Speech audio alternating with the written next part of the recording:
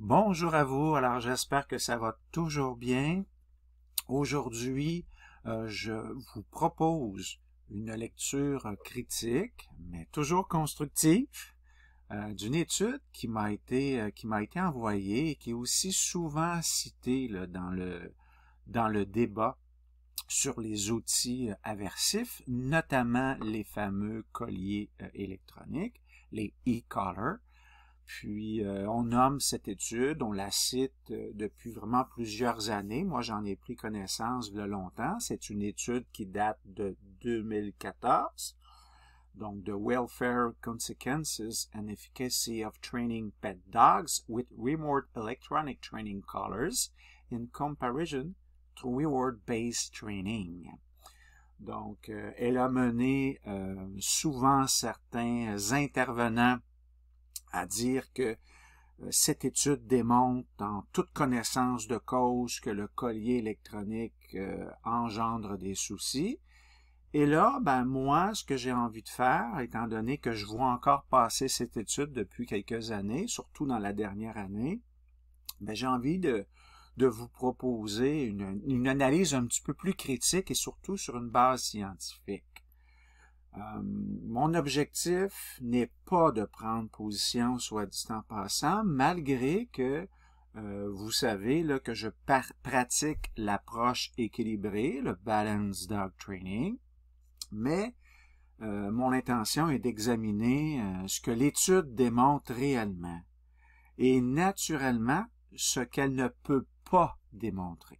Et ça, c'est mes connaissances dans le domaine, étant donné que j'enseigne entre autres le tolérancement statistique, l'analyse statistique, je l'enseigne au collégial, je l'ai enseigné également à l'université, que j'ai aussi une base de formation en ingénierie, ingénieur de formation, et naturellement, le maître chien depuis plus de 20-25 ans, là, je ne repasserai pas au travers ma bibliographie, mais je suis surtout spécialisé, pour ceux qui me connaissent moins, dans les problèmes comportementaux, notamment la réactivité et l'agressivité.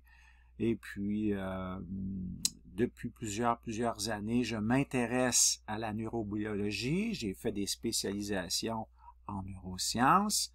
Et voilà, donc j'ai envie d'utiliser mes différentes compétences, savoir-faire, connaissances, pour porter un regard très critique, et c'est ce que j'enseigne à mes étudiants d'ailleurs. Donc, ce que vous allez voir, c'est un bref aperçu qui va durer quand même un petit bout de temps, mais ce n'est pas un cours là que je donne, par exemple, de 60 heures, 75 heures sur l'analyse statistique de protocoles, sur la méthodologie de résolution de problèmes et sur un regard très critique sur les données au niveau du seuil significatif, la puissance statistique, etc. Mais je vais utiliser ces termes et je vais essayer pour le commun des mortels, mais aussi pour les intervenants éducateurs et éducatrices qui ont envie d'en savoir un petit peu plus, de compléter un petit peu votre coffre d'outils pour que vous ayez un regard un peu plus critique, peut-être que vous l'ayez actuellement. Alors, regardons ça ensemble. On va y aller au travers de quatre grandes phases, 4 grandes étapes, pour dire ça. Dans un premier temps, je vais regarder le cadre, la structure de l'étude. Dans un second temps, je vais regarder les objectifs qui ont été analysés dans l'étude.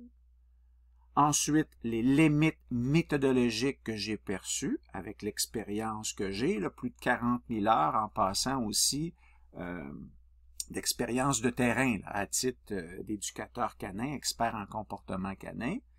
Et enfin, pour terminer, une interprétation un petit peu plus critique et scientifique avec mes compétences, comme je vous ai dit, dans le domaine scientifique. Alors, l'étude de 2014, donc si je traduis en français simplement, les conséquences là, sur le bien-être et l'efficacité de l'entraînement des chiens de compagnie là, avec des colliers électroniques à distance, avec une manette, là, comparé à un entraînement là, basé sur la récompense. Alors, je vais débuter mon étude avec une citation hein, qui est tiré directement de la conclusion de l'étude de Copper et ses collègues. Je répète, qui est publié en 2014 dans la revue le PLOS ONE. Fait que je vais traduire librement. Donc, il n'y avait aucun avantage constant à tirer de l'entraînement avec collier électronique, mais des préoccupations accrues en matière de bien-être comparativement à l'entraînement basé sur la récompense. Fait que là, j'ai sorti finalement la dernière phrase du sommaire, que vous pouvez avoir accès aussi à cette étude pour ceux qui n'ont jamais vu une étude dans le domaine. Bon, on peut peut-être ouvrir rapidement. Tiens, je vais ouvrir ça ici. Ce ne sera pas très long. On va l'emmener juste ici, comme ça. Donc, voilà à quoi peut ressembler une étude. Vous avez l'abstract, si on veut le sommaire de l'étude, qui reprend les essentiels par rapport à l'étude. Et ensuite, on a l'étude complète, là, qui est sur une douzaine de pages. À l'intérieur de cette étude, on passe à travers différents chapitres. Notamment, on parle, comme vous voyez ici, de la méthode qui a été utilisée. On parle des résultats. On nous présente l'étude préliminaire qui a été faite dans un premier temps. Il va y avoir une autre étude aussi, l'étude principale. Puis on nous présente comment que tout ça a été fait. On nous donne aussi certains tableaux avec des données qui ont été récoltées et ainsi de suite. Alors naturellement, c'est pas en quelques heures là, que je vais passer à travers chacun des paragraphes et chacune des sections. Mais ce que je vais faire, c'est que je vais faire ressortir, avec mon expérience, mon œil scientifique au travers de tout ça. Alors, à première vue, si on se concentre là, sur la phrase que je viens de lire au niveau de la conclusion de l'étude, mais on pourrait dire que cette affirmation-là semble assez tranchée, pour dire ça comme ça, là, sur une certaine vérité. Pourtant, pour bien comprendre sa portée, puis surtout les limites, je dirais, comme je vous ai dit précédemment, j'enseigne à mes élèves qu'il est crucial de regarder en profondeur les résultats et surtout le contexte méthodologique dans lequel cette conclusion a été formulée. Alors, l'erreur qu'un passionné dans le domaine canin pourrait faire, qu'un éducateur, éducatrice, intervenant, etc., c'est de lire uniquement l'abstract et de se concentrer sur la phrase que je viens de lire. Et ça peut mener à une fausse conclusion. Et je vais vous expliquer dans les prochains instants, prochaines heures, pourquoi que je dis une chose comme celle-là. Tout d'abord, pour mettre un petit peu en contexte, l'étude a été menée là, sur 63 chiens de compagnie qui ont été répartis en 3 groupes. Et ça, c'est l'étude principale. Je vais détailler plus précisément tantôt, plus précisément, je devrais dire, l'étude préliminaire et l'étude principale. Je vous expliquerai les essentiels de chacun, mais pour l'étude principale, c'est ce que je suis en train de vous dire. Donc, 63 chiens qui ont été répartis en 3 groupes avec 2 sessions seulement de 15 minutes par jour pendant 4-5 jours. Donc, c'est comme ça que l'étude a été faite.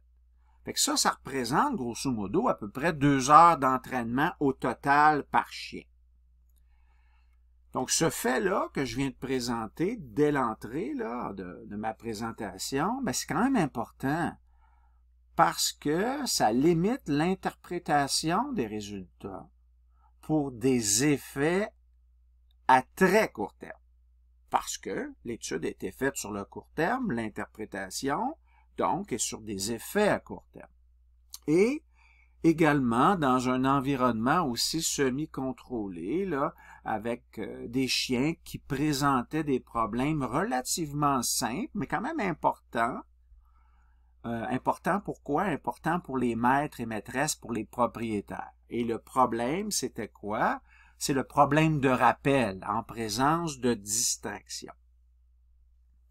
Alors, on va pouvoir porter un regard. J'espère que vous pourrez porter un regard si l'étude permet justement de conclure en présence de distraction si le rappel a été amélioré par les différentes méthodes qui ont été utilisées. Puis on va regarder ça aussi dans les prochaines minutes, là.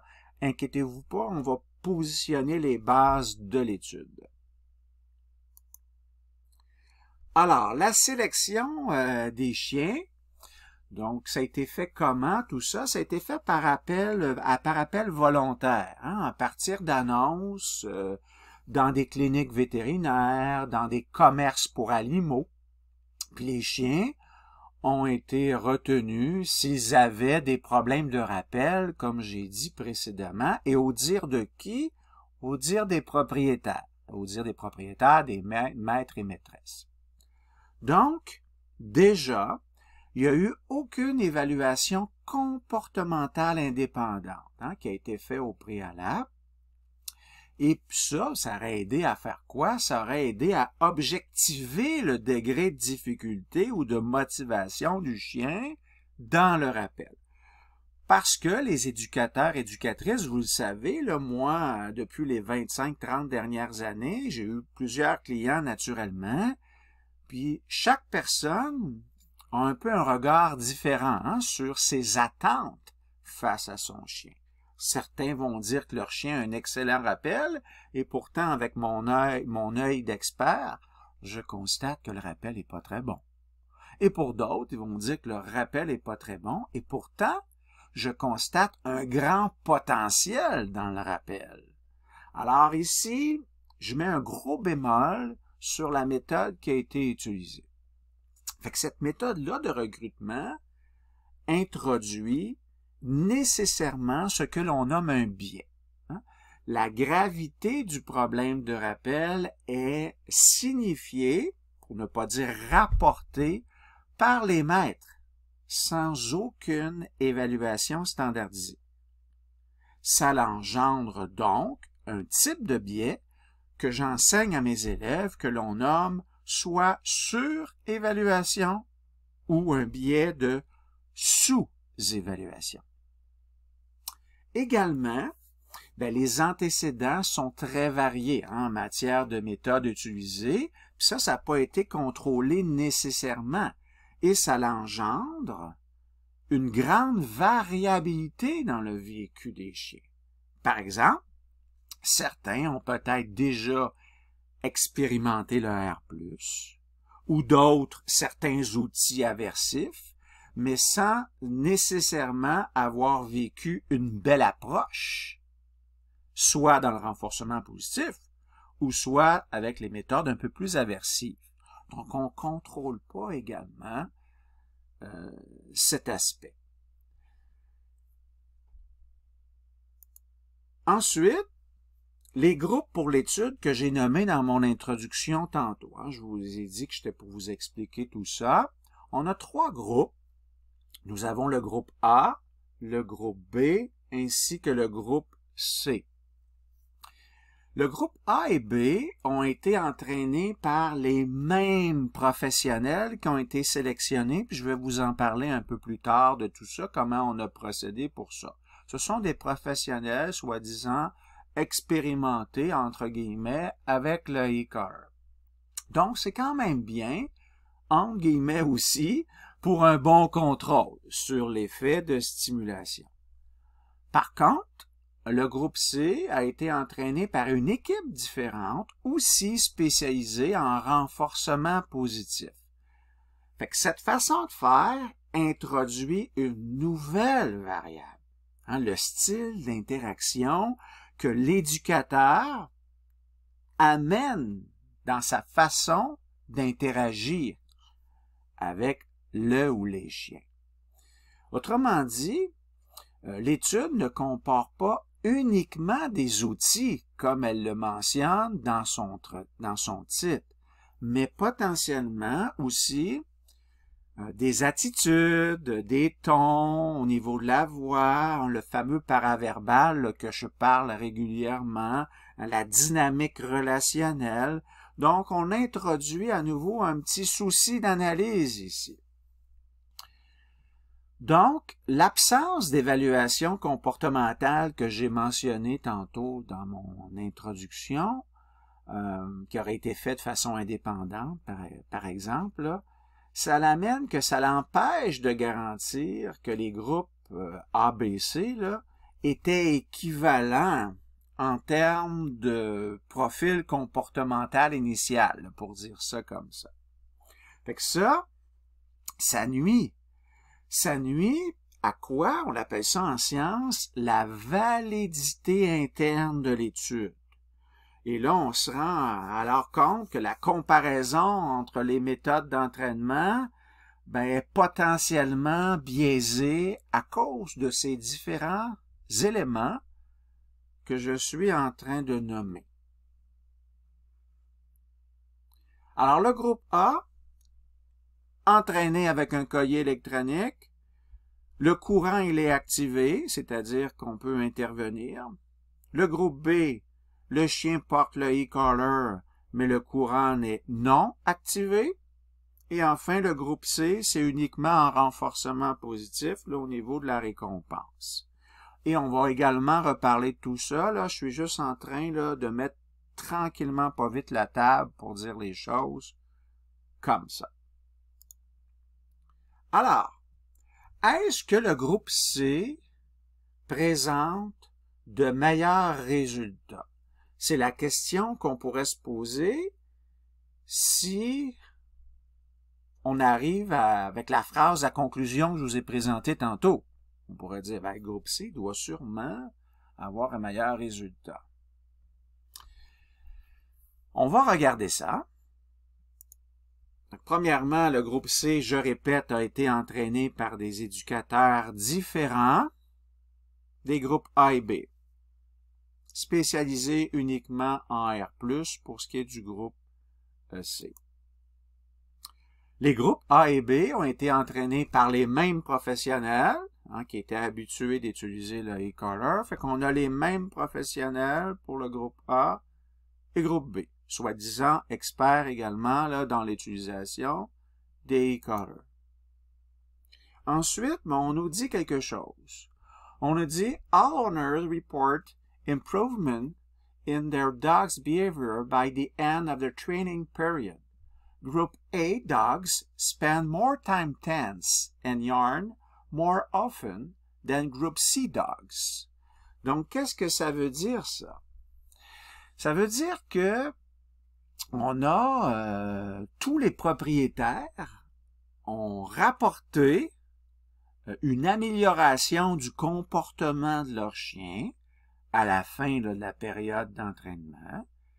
Les chiens du groupe A ont passé plus de temps en état de tension et ont bâillé plus fréquemment que ceux du groupe C. Là, je fais une traduction libre là, du rectangle que je viens de vous lire. Alors, contrairement à ce que l'on entend parfois, le R+ n'a pas démontré une efficacité supérieure dans l'étude. C'est pas ça là qu'on est en train de dire. On dit que tous les propriétaires ont rapporté une amélioration du comportement de leur chien à la fin de la période d'entraînement. Par contre, les chiens du groupe A ont passé plus de temps en état de tension et ont bâillé plus fréquemment que ceux du groupe C. Voyez-vous, ici, il y a quand même une subtilité avant de conclure quelque chose. Donc, la différence observée concerne uniquement des signaux comportementaux interprétés là, comme des signes de tension. Puis, il n'y a pas de données physiologiques pour confirmer là, que certaines personnes vont appeler là, un fameux mal-être. Il n'y a pas aucune donnée physiologique qui démontre ça.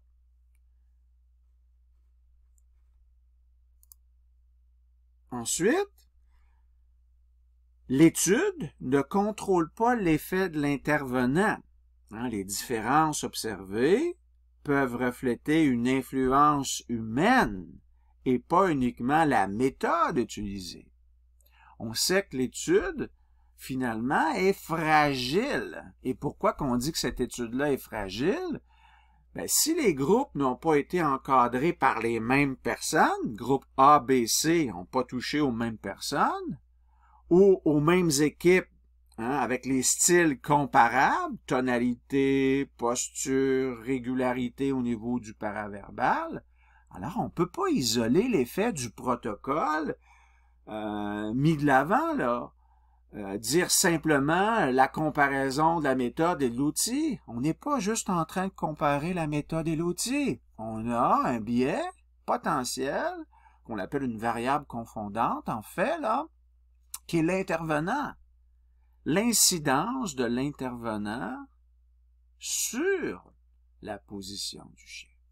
Donc, autrement dit, ce que l'étude montre peut-être, ce n'est pas que le R+ est supérieur en soi, mais que les éducateurs en R+, qui ont mené cette portion de l'étude, peuvent avoir eu peut-être un effet bénéfique. Et ça, c'est très, très différent, parce qu'on parle de bâillement, etc. Là, je vais reparler de tout ça plus tard. Mais je reste surpris quand même que des auteurs avec de l'expérience, parce que les gens qui ont fait l'étude, c'est quand même pas des deux de pique pour dire ça en bon québécois, mais qu'on arrive à porter un regard qui manque un petit peu de rigueur. Hein? Parce que ça, c'est ce que je suis en train de vous dire. Là. Moi, ça m'a sauté aux yeux tout de suite quand j'ai lu l'étude. Et si un élève m'avait envoyé un commentaire, comme dans l'abstract, ce que j'ai lu, la conclusion, évidemment, j'aurais dit, ici, fais attention. Ce que tu es en train de me dire est en train potentiellement de baser ton interprétation sur des choses qui ne sont pas démontrées de façon numérique, d'un point de vue physiologique, et tu y vas plutôt avec des trucs qui peuvent porter à confusion. Je vais en parler aussi tantôt. Pourquoi que je dis que ça peut porter à confusion? Alors, la question qu'on pourrait se poser, qui m'a d'ailleurs été posée là, quand j'ai déjà commenté cette étude dans d'autres circonstances, c'est la méthode influence-t-elle la posture de l'intervenant, Alain? Oui. Toute méthode influence la posture de l'éducateur, de l'éducatrice ou de l'intervenant. Ses gestes, sa voix, sa proximité, sa gestion du timing va être influencée. Et c'est pour ça que dans une expérience scientifique, il faut isoler les variables. Si je veux savoir si une méthode ou un outil est meilleur qu'un autre ou qu'une autre, ben, je dois m'assurer que ce n'est pas uniquement le style de l'intervenant qui pourrait produire l'effet. Et là, on n'arrive pas à isoler ce paramètre-là au niveau de l'intervenant, puisque, je le répète, le groupe C sont des intervenants différents du groupe A et B. Sinon, ce que je suis en train de faire, c'est pas de comparer deux méthodes. Je suis en train de comparer, mettons, deux éducateurs, deux styles, deux approches différentes. Et peut-être que les histoires émotionnelles sont différentes chez ces humains-là, là, sur ces individus-là. Parce que, veut pas, notre pratique influence notre posture, notre regard sur l'éducation canine, la façon de se projeter face aux chiens, par exemple. Et ça, l'étude le démontre pas. Franchement, ce n'est pas fait. Alors, comme j'ai dit au début, puis c'est pas là ici que je veux sans cesse redire la même chose, mais j'enseigne à mes étudiants. J'enseigne l'analyse méthodologique, l'analyse statistique, le tolérancement statistique. J'enseigne les données qui ont été utilisées dans cette étude et je constate des faiblesses. Imaginez qu'on compare deux méthodes d'enseignement, par exemple. Bon, supposons de l'enseignement, là, je sais pas moi, de mathématiques. Une méthode est enseignée par un prof, qui a un beau charisme, qui est empathique, qui est expérimenté. Puis l'autre, un prof un peu plus réservé, hein, un peu à l'aise du moins là devant un public. Parce que ça aussi, ça se développe. Hein? Mais même si la méthode est bonne, c'est la qualité de l'enseignant qui va faire toute la différence. Je suis convaincu que tout le monde a déjà vécu cette chose-là si vous avez fait des études, soit au secondaire, collégial ou universitaire. Est-ce qu'on va conclure alors que la méthode de l'un est meilleure que l'autre? Ou c'est franchement pas scientifique, ça, n'est-ce pas? Hein? Ici, l'intervenant, l'enseignant est hyper important. Alors oui, la méthode influence le style de l'éducateur. Dans une étude sérieuse, il faut donc s'assurer que c'est bien la méthode et pas l'éducateur qui produit ce que l'on nomme, là, en analyse statistique, l'effet mesuré. Sinon, on confond ce que j'explique à mes élèves, le contenant et le contenu. Hein? On mélange les deux, la bouteille et ce qu'il y a à l'intérieur de la bouteille. Alors, comme je le dis souvent, une bonne méthode, mal appliquée, reste fragile. Un éducateur rend presque n'importe quelle approche plus acceptable. Le contenant influence la perception du contenu, mais ce n'est pas lui qui le définit. Et ça, c'est ce que j'enseigne à mes étudiants et ce que j'enseigne aussi à mes clients, à ceux que je forme à maîtriser davantage là, différentes méthodes, différents outils, à en faire un regard critique d'un point de vue scientifique. Bref, si on souhaite réellement comparer des méthodes d'entraînement de façon objective, il faut absolument contrôler le facteur humain. Sinon, on ne sait plus si c'est la méthode qui fonctionne ou la personne qui la rend acceptable ou meilleure. Hein? Ici, c'est un petit peu déficient.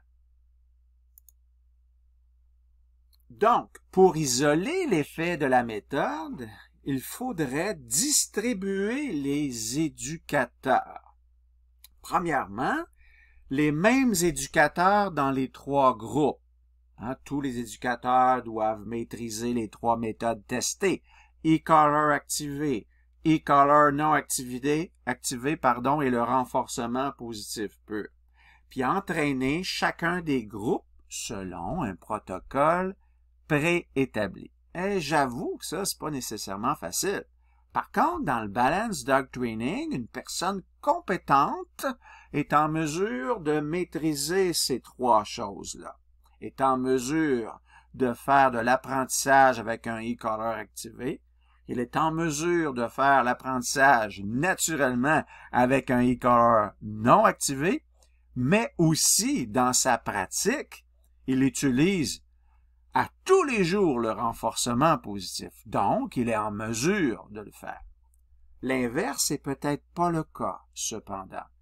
Personne en renforcement positif pur, comme il a été utilisé dans l'étude, c'est des gens qui ont été sélectionnés dans le groupe C en Force Free Training, ne sera possiblement pas capable de travailler avec un e-color. Donc ici, la sélection aurait dû potentiellement être différente. Je répète, ça aurait permis de neutraliser le biais qui est lié au style personnel, puis de mesurer l'effet réellement de la méthode et non pas de la personne. Deuxième point, on aurait dû faire ce qu'on appelle un design croisé, crossover design. Donc, chaque éducateur entraîne plusieurs chiens dans chacun des groupes et le plus important qui n'a pas été fait dans l'étude, selon un ordre aléatoire. Et je démontre aussi à mes élèves l'impact de ne pas respecter un ordre aléatoire. On commet des erreurs d'analyse quand on fait une chose comme celle-là. Ici, l'ordre aléatoire n'a pas du tout été fait.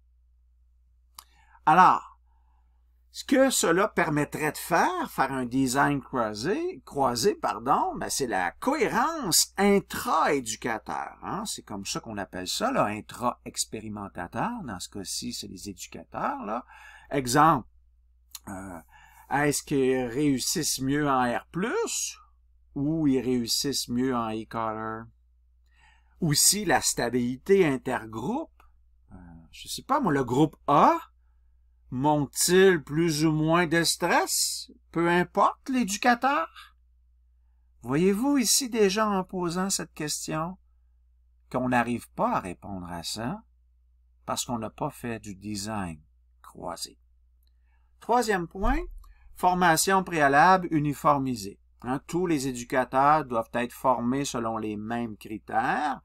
Posture, gestuelle, consigne verbale, protocole de timing pour chaque approche. Ça va garantir que les différences ne viennent pas, disons, dans un langage, comment je pourrais dire, langage très simplifié, là, d'un excès de douceur, pour dire ça comme ça, là, je le mets en gros guillemets, ou d'un excès de rigidité, également entre guillemets, hein? Dans l'application des différentes méthodes, là, e-color activé, e-color non activé, et renforcement positif pur. Donc, l'étude, en fait, a utilisé 4 éducateurs hein, qui ont été répartis entre 2 approches. 2 pour le groupe A et B, donc collier électronique avec et sans activation. Et ensuite, on a eu 2 autres éducateurs pour le groupe C en renforcement positif. Fait que ça montre quand même que les auteurs étaient conscients de l'importance d'avoir du professionnel qui était qualifié, parce que dans les groupes A et B, on a choisi des éducateurs soi-disant habitués avec les e-colors, je vous en parlerai plus tard, et même chose pour les 2 éducateurs spécialisés en groupe C, en renforcement positif. Donc, on avait quand même un regard sur l'importance du rôle de l'éducateur. Fait qu'on pourrait dire, oh wow, bravo! Oui, mais avec ce que je viens de vous expliquer, l'étude ne permet pas de dissocier le rôle de l'éducateur. Pas du tout, parce que c'est une analyse sur les méthodes et les outils utilisés. E-color, renforcement positif, et non pas sur l'impact de l'individu ou de l'intervenant.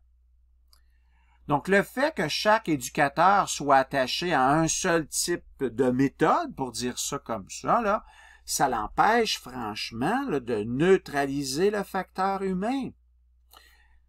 Chaque éducateur avait entraîné là, les 3 groupes, comme j'ai dit précédemment. Puis comme je propose ici sur ma diapositive, là, moi j'aurais été jusqu'à 6 éducateurs, et non pas 4 au total, mais 6 éducateurs au total. Mais on aurait été en mesure d'isoler l'effet de la méthode indépendamment du style d'enseignement. Il aurait fallu avoir 6 éducateurs, et les 6 éducateurs auraient enseigné des chiens de façon aléatoire, groupe A, groupe B, groupe C. Et là, on aurait été en mesure de séparer les effets d'un point de vue d'une analyse, hein, d'une analyse scientifique, là, statistique. Donc, on n'a pas besoin d'aller tellement loin pour dire que cette solution-là qu'on proposait n'est pas très robuste. Là. Il aurait fallu simplement aller une petite coche plus loin, un cran plus loin, pour pouvoir faire réellement des comparaisons équitables entre les approches.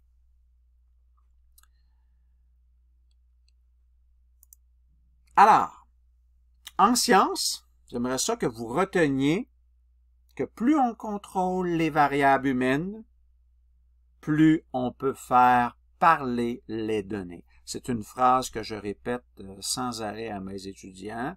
Donc, retenez cette phrase.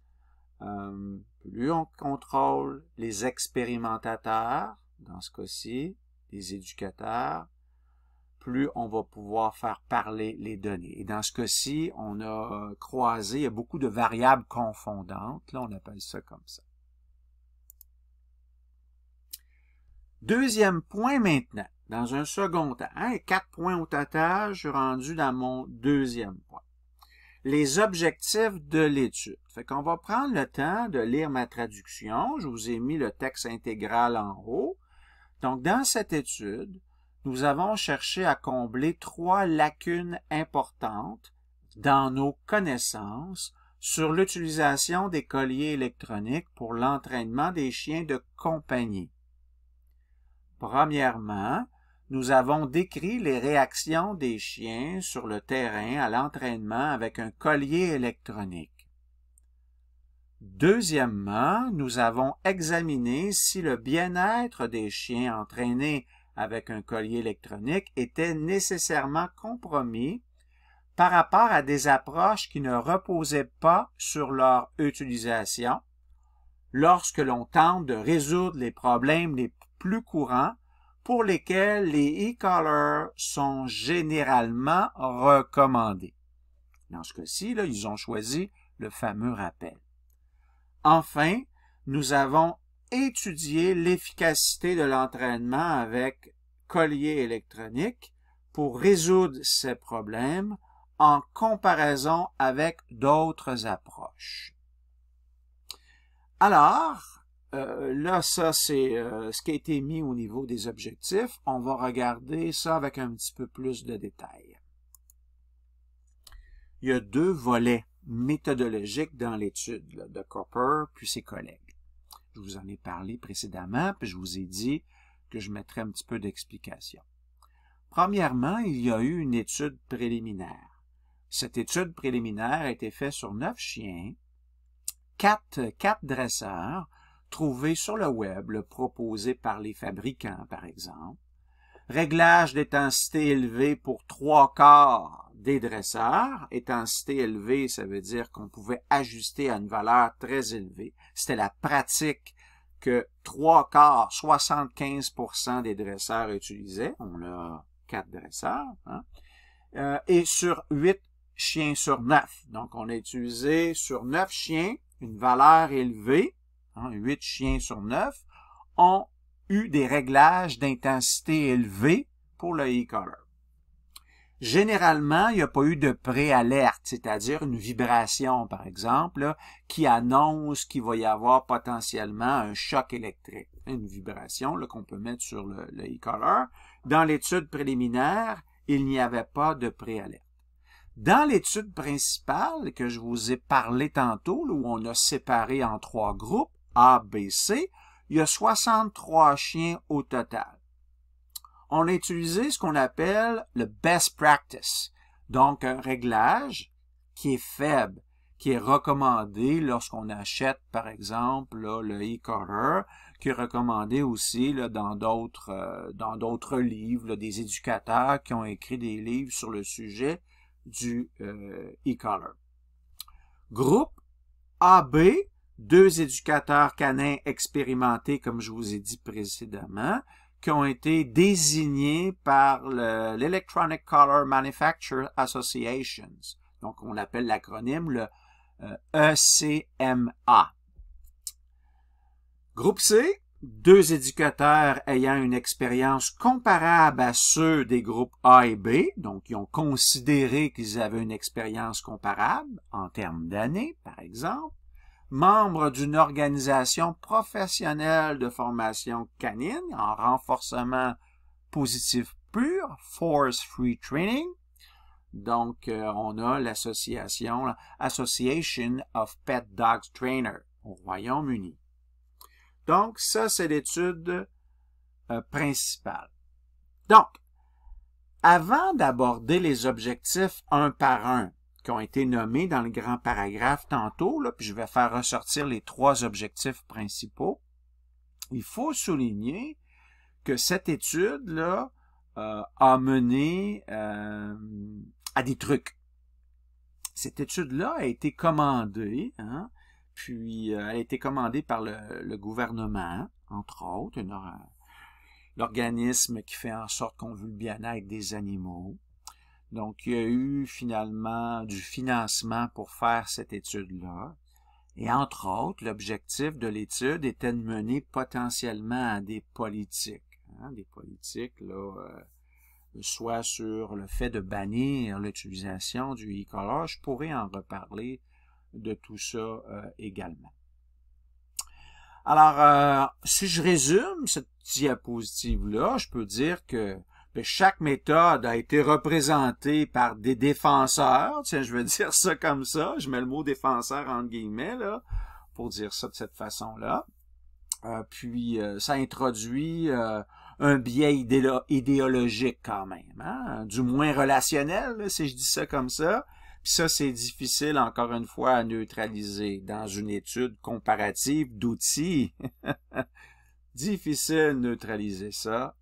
La façon dont on a monté et sélectionné les éducateurs. Les autres conditions également, au niveau de l'étude préliminaire, on avait un objectif général en passant dans l'étude préliminaire. Là, quand même, il y a plus d'une douzaine de pages, là, dans l'étude. Là. Je ne vais pas dans le détail de tout, là, je vais aller vers les essentiels.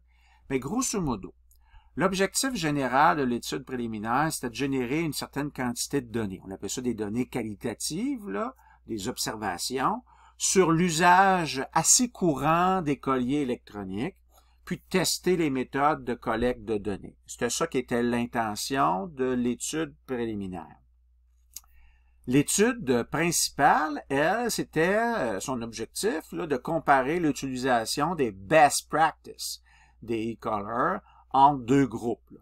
B, même dresseur en sans collier que celui du A, puis C, c'était des éducateurs en renforcement positif.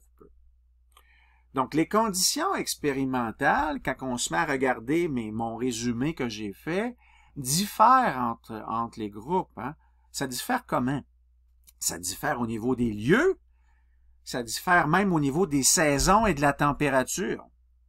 Les lieux n'étaient pas les mêmes. Si vous regardez bien ce que j'ai fait ressortir, donc, on a des sites ruraux au Royaume-Uni, exemple des fermes, des champs, cours de ferme. Le cadre de l'étude, c'est entraînement typique sur le terrain, non standardisé, hein, ce que les dresseurs font habituellement. Comme j'ai mentionné tantôt, 3/4 utilisent très souvent, pour ce qui est de leur étude, là, un niveau élevé au niveau du e-collar. La durée des séances était courte, sur une seule journée. Là, la plage horaire habituellement était entre 10h et 14h, dépendamment là, de la disponibilité des éducateurs. Puis l'entraînement était fait, comme j'ai mentionné, à haute intensité, sans préalerte, pas de vibration, sans calibration individualisée. On ne tenait pas compte de chaque chien. Il y a des chiens plus sensibles que d'autres. D'ailleurs, il est préconisé habituellement de faire une calibration pour voir à quel moment que le chien commence à percevoir un petit chatouillement dans son cou. Et ça, on n'a pas fait ces choses-là. Puis, c'était dans un environnement libre, puis il y avait une présence de moutons. Hein? Donc, il y avait des animaux aux alentours. Pour ce qui est de l'étude principale, le groupe A et B, on a le lieu ferme. Saison automne-hiver 2010. Conditions enclos avec moutons puis volailles. Groupe C, hein, regardons ça, c'est au printemps 2011, puis c'est ailleurs, un autre lieu. On n'est pas du tout au même endroit, puis on n'est pas du tout aux mêmes saisons. Conditions, champ reproduisant les conditions du site écossais. La durée de l'étude principale, 5 jours consécutifs, je répète, 2 entraînements de 15 minutes par jour seulement. Cependant, on a pris des vidéos puis des analyses comportementales. Toutes les séances ont été filmées. Ah, bon point. Excellent. On va y reparler de tout ça également. Alors, ici, les conditions sont tellement changeantes qu'encore une fois, mes élèves diraient là, facilement, on a des biais confondants, Alain. Les différences observées, exemple, on nous disait dans l'étude, pour ceux qui prendront le temps de lire, les tensions physiques, les bâillements, ben, ça pourrait peut-être être dû au climat, peut-être être dû à la lumière, peut-être être dû à l'environnement, et non juste à la méthode. Et là, j'utilise le mot peut-être. Ça veut dire pas nécessairement, mais on n'isole pas ces variables. Et les éducateurs, les éducatrices et même les passionnés du domaine canin, vous savez pertinemment que les conditions environnementales influencent le comportement de notre chien. C'est connu tout ça, mais on ne tient pas compte de ça. D'ailleurs, l'étude elle-même le reconnaît, si vous prenez le temps de la lire, mais elle ne contrôle pas ce facteur-là. Elle le reconnaît, mais elle a décidé de ne pas le contrôler. Maintenant, les objectifs de l'étude, là, mais je veux que ça soit clair. Donc, le premier objectif de l'étude était de décrire les réactions des chiens sur le terrain lorsqu'ils étaient entraînés avec un collier électronique. Puis, à ce niveau-là, on peut dire que l'objectif a été partiellement atteint.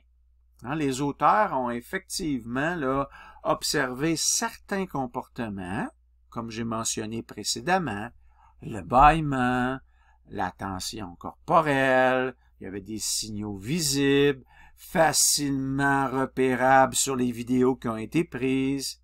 On pourrait dire à ce moment-là, « Hey, c'est intéressant, le protocole a été rigoureux. » Mais si on se met à réfléchir un petit peu, on constate que l'analyse est extrêmement limitée.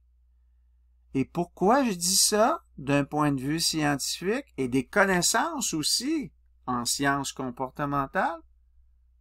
On va regarder ça ensemble.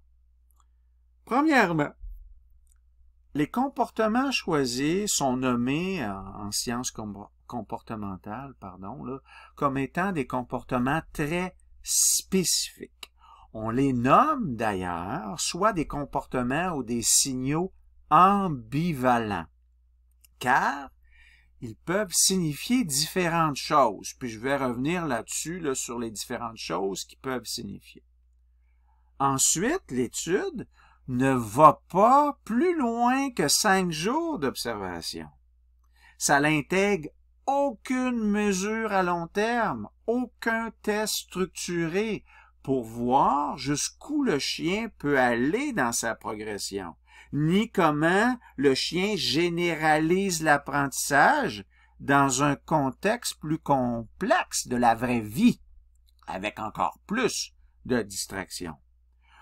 On demande tout au plus ce que les propriétaires ont perçu. Et les propriétaires, 92% des propriétaires, ont perçu une amélioration. N'oubliez pas ça. Autant pour le groupe A que le groupe B que le groupe C. Il n'y a pas eu de différence significative. Bref, aucune situation réelle de rappel avec des distractions contrôlées a été intégrée dans cette étude-là. L'étude reste sans aucun doute dans un cadre qui est très restreint, comme j'ai dit dans mon introduction, sur le très, très court terme. C'est intéressant, là. L'étude est intéressante, mais c'est comme on a entrouvert la porte, mais on n'a pas décidé de l'ouvrir davantage. On l'a juste fait une petite ouverture. Et ça, d'un point de vue scientifique, c'est pas acceptable. C'est incomplet, du moins. Alors, on peut pas juger de la solidité, puis surtout de la transférabilité de l'apprentissage qui a été fait durant cette étude-là. Fait que ma conclusion pour moi est assez simple. L'objectif, il est atteint en surface, mais très incomplet dès qu'on cherche à comprendre les réactions en profondeur dans un véritable processus éducatif, réellement.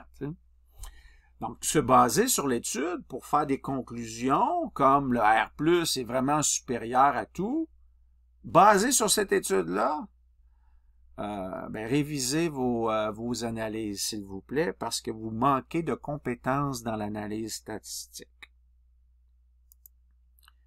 Objectif numéro 2 maintenant.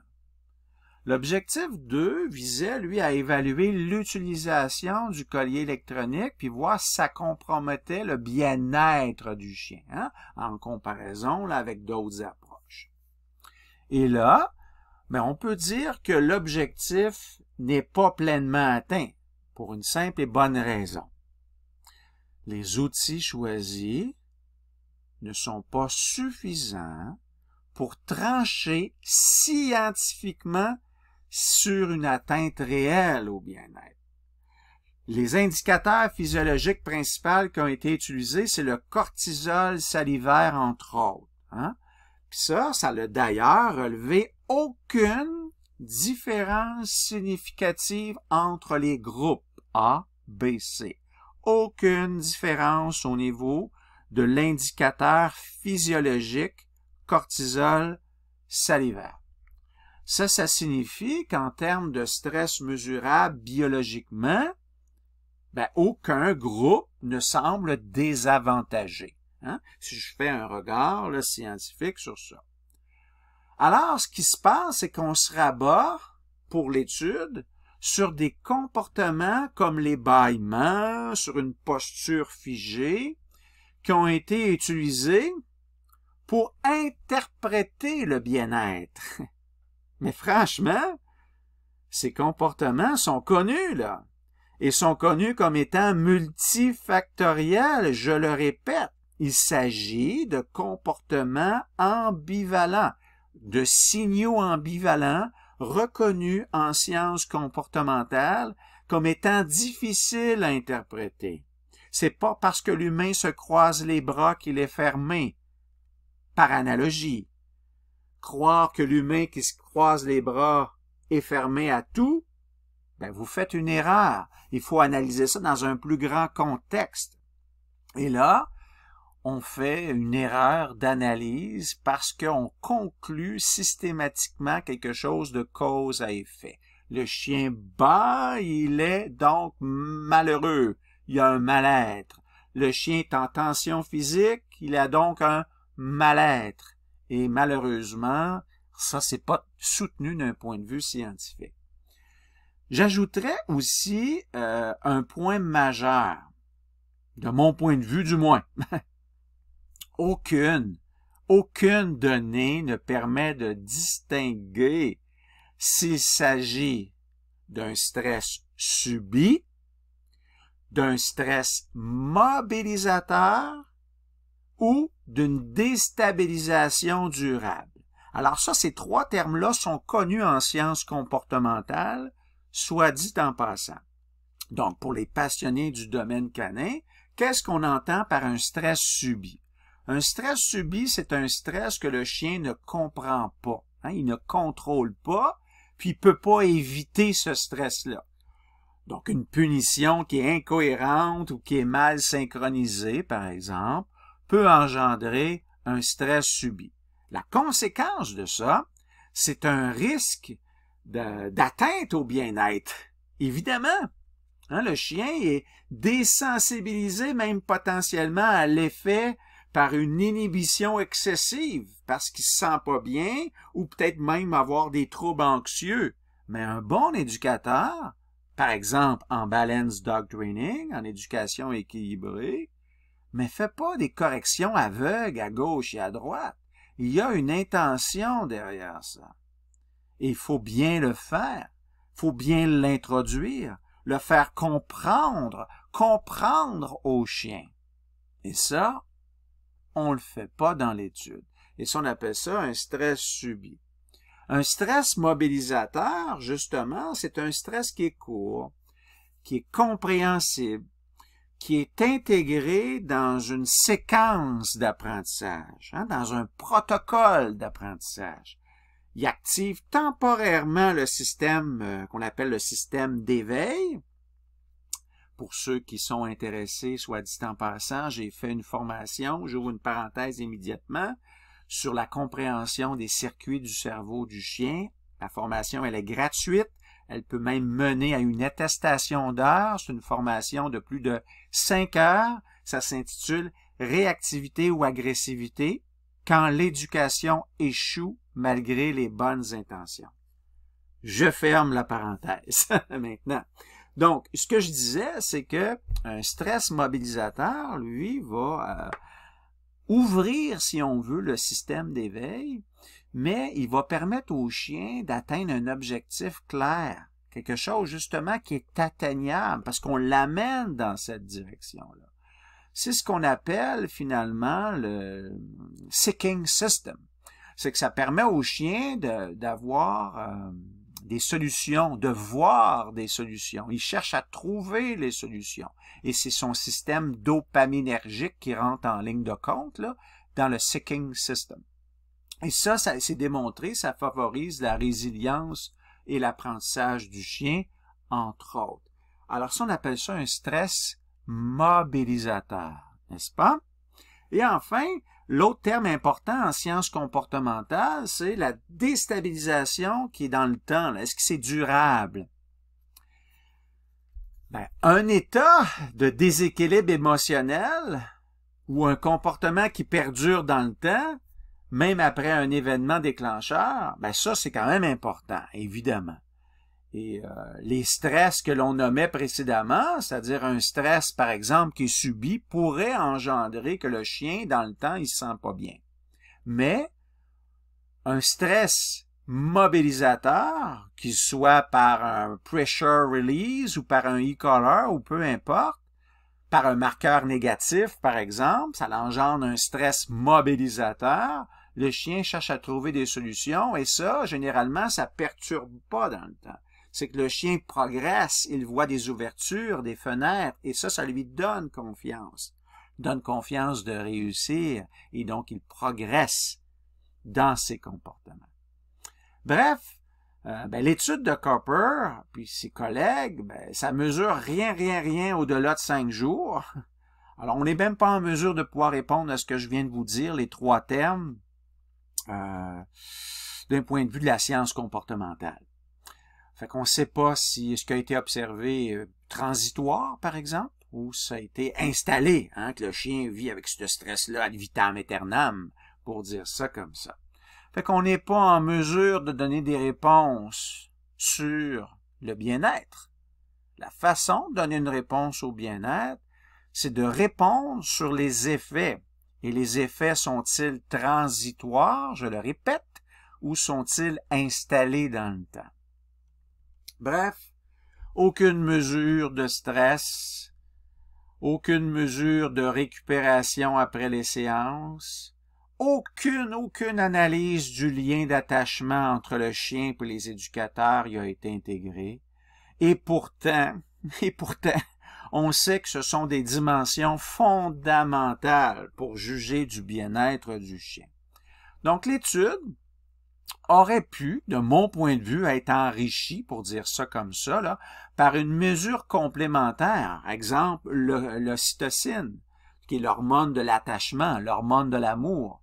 Et ça, ça reflète entre autres la relation de confiance. On aurait été en mesure de pouvoir aller chercher cette information-là. Naturellement, il y a des coûts à ça. Hein? Fait que parfois, on aime mieux mettre des choses de côté, parce qu'il y a un coût, mais aussi parce que peut-être que ça ne nous amène pas là où on veut que ça nous amène. En parallèle, j'ajouterais aussi que si chaque éducateur, je vais le répéter, avait entraîné des chiens dans les 3 groupes, mais on aurait isolé assurément la méthode elle-même, sans biais qui est lié à l'intervenant. Et ça aurait ouvert une lecture beaucoup plus intéressante, beaucoup plus fine du bien-être relationnel, au-delà du fameux stress là, mesuré par le fameux cortisol, puis que soit dit en passant, on n'a pas vu aucune différence significative dans les 3 groupes. A, B et C, aucune différence significative au niveau du cortisol. Fait que désolé, mais l'étude ne dispose franchement pas ni de la durée, ni des outils d'analyse, ni de la profondeur d'analyse pour conclure d'une façon crédible sur le bien-être. Et pourtant, il y a une grande phrase qui est signifiée dans l'abstract et certains éducateurs et intervenants éducatrices vont sauter sur cette phrase-là. Et malheureusement, elle a aucune valeur d'un point de vue de la science.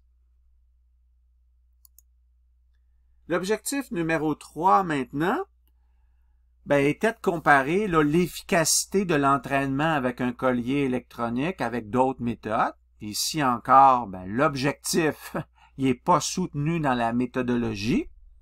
On ne peut pas parler de comparaison valable lorsque les outils d'évaluation sont absents, ou du moins trop subjectifs, en lien avec les fameux comportements aux signaux ambivalents que j'ai nommés tantôt. Il n'y a aucune évaluation standardisée du rappel. Aucune. Il n'y a aucun test de distance, aucun délai de réponse, aucun taux de réussite par rapport au rappel.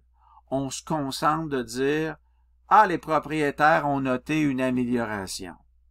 Cette perception-là peut être franchement influencée par des attentes personnelles. Je le répète, je l'ai mentionné tantôt. Vous allez tous, éducateurs, éducatrices, vous savez pertinemment que les attentes de vos clients sont très variables pour un même comportement. Alors, c'est un peu surprenant qu'on utilise cette stratégie. Et ça, ça concerne un biais majeur. Le groupe C a été entraîné par une autre équipe d'éducateurs que les groupes A et B. Fait que sans me répéter sans arrêt, on ne compare donc pas juste les méthodes. On compare deux méthodes plus deux groupes de personnes différentes. On ne peut pas à ce moment-là isoler dans ce contexte-là l'effet de la méthode. On ne sait pas si les résultats sont dus à l'approche éducative, à la posture de l'intervenant ou à la relation qui a été créée dans le cadre de l'étude.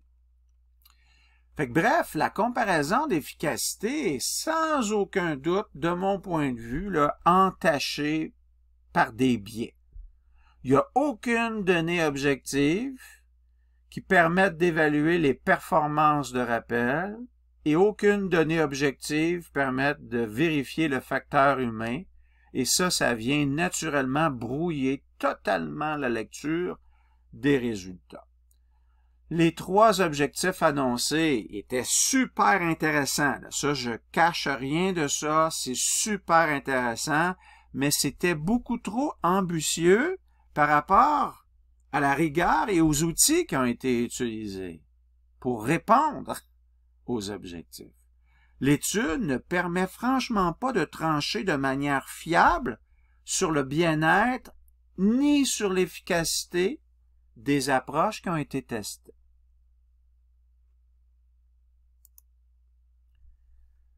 On est rendu au point numéro 3 maintenant sur 4. Donc, naturellement, c'est pas juste en 2 heures à peu près que je vais pouvoir analyser en profondeur le contenu de tout ça. J'enseigne des cours de 60 heures, 75 heures, 90 heures sur de l'analyse, comme je suis en train de vous signifier. Là, j'essaie de mettre de l'avant les essentiels, je le répète. Point numéro 3, je l'ai intitulé « Limites méthodologiques ». Donc, on a les fameux comportements ambivalents que l'on nomme aussi les signaux ambivalents. Donc, c'est des comportements qui peuvent avoir plusieurs significations, parfois même opposées, selon le contexte dans lequel il a été observé.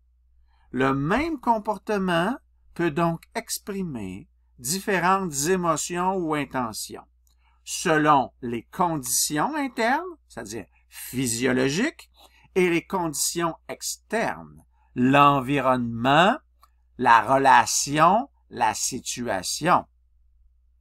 Donc, qu'est-ce qu'on considère comme étant des comportements ou des signaux ambivalents en sciences comportementales? Par exemple, certains aboiements qui sont brefs. Ça peut vouloir dire une alerte, une excitation, une peur, une frustration, etc. Le léchage de la truffe, là, du museau, qu'on entend régulièrement, là, que certains vont appeler des signaux d'apaisement. Ça peut vouloir dire de l'anticipation, ça peut vouloir dire de l'inconfort, ça peut vouloir faire aussi un apaisement social. Même chose pour le détournement du regard. La fameuse posture figée aussi, ça peut être « j'observe, j'ai une inhibition, je suis davantage concentré », le secouement là, du corps aussi, approche en courbe, bref, il y en a plein là, comme ça. Là. Si on revient par rapport à l'approche en courbe que j'entends et que je lis souvent, mais cette approche-là en courbe est nommée un signal d'apaisement, mais en réalité, ça se nomme un comportement ou un signal ambivalent. Ce comportement peut refléter quoi?